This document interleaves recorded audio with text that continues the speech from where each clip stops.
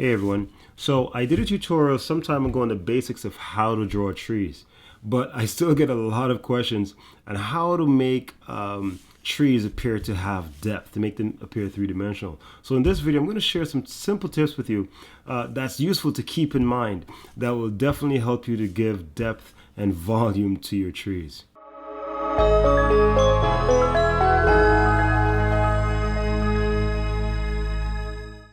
So of course I have to give a big thanks to everyone who supported my book. I really appreciate all the support that you guys give, and it really inspires me to just continue doing what I do here. Also, I'm still working really hard on making the workbook available this year, so keep your eyes open for that. Now, let's be honest. Trees can be a little challenging to draw sometimes, and for good reasons. Sometimes the deep color of the tree sometimes makes it not as easy to see the light and shadow and value relationships, or the large shape is broken up into thousands of tiny leaves, which can be really overwhelming if you're trying to focus on seeing it as a whole. And also because we're often looking at a tree straight on, we can't really see the overall three-dimensional shape that easily. So what are some really useful yet simple tips to keep in mind when we're trying to give a sense of three-dimensionality to the trees in our drawings? First, it's important to see an overall shape.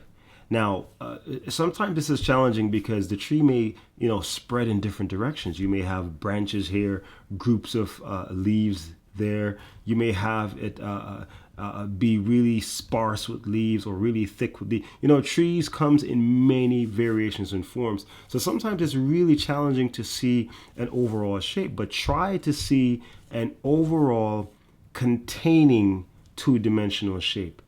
Try to simplify the contour of the tree that you're looking at is very important because it helps you to see everything as a collective. Sometimes it helps to squint a bit just to help to block out details, focus on the shapes and the bare values only. Now, whether you draw this literally or just kind of visually sense it, it doesn't matter. Just practice seeing an overall shape that contains everything and try to make that shape as simple as possible. Now, the second tip is to see the tree, whatever tree you're drawing, as contained within a simple three-dimensional shape. Now, this is very important because it enables you to see volume. Now, you have to remember a circle is not a 3D shape. Neither is a triangle nor an oval. You have to think spherical, or see a cone, or see an ovoid.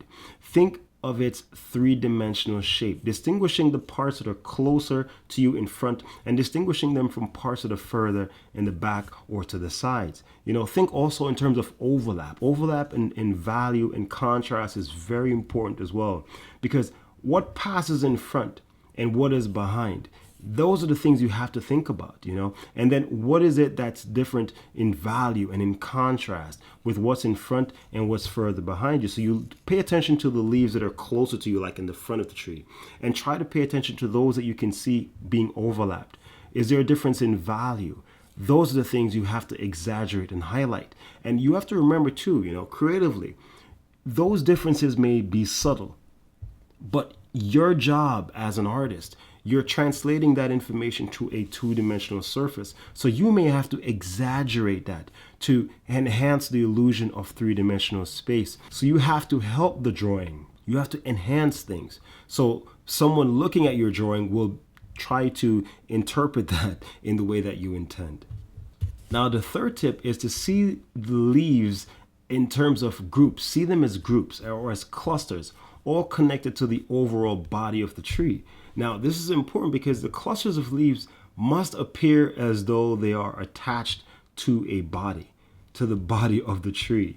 You see, they can't just be seen as flat shapes just floating on the surface. You see, and we do this by making sure that each group is not really closed or isolated. It's not a closed shape, but we have to make them connect to the larger body of the tree, or connect to other groups, or connect to a branch, or connect to something that makes them a part of the overall a body of the tree. It's like when you draw a portrait, the ear or the nose or other feature must appear to be a part of the larger mass of the head.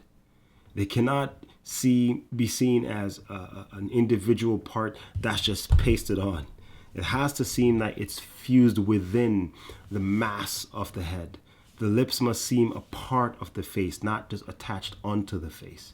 So number 4 is we have to identify the value pattern. So, you see how light interacts with the tree in general and the groups of leaves and not each individual leaf necessarily.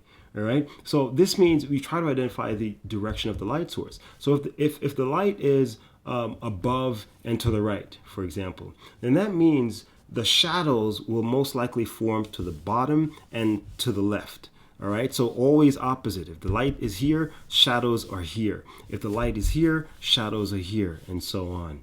Now, this last tip is just a general rule of thumb in that in most cases, light is going to be above. All right, so what I generally advise my students is that go from bottom to top, back to front, in terms of line weight and value. So this means we'll make our deepest values in general when it comes to drawing trees, and our boldest lines will be at the bottom, and it gets lighter at the top. In most cases, light is coming from the top, so the lines you use to draw the contours of the leaves or the tree at the top will be a lot thinner and light compared to the lines at the base of the tree will be very bold and deep in value because they will be grounding the tree. See, so it's almost more than just light and shadow. It's also about gravity. By having your deeper values at the root or trunk of the tree or the bottom or base of the tree, you're also rooting it. You're fixing it. You're giving it some weight. You're anchoring it into the ground.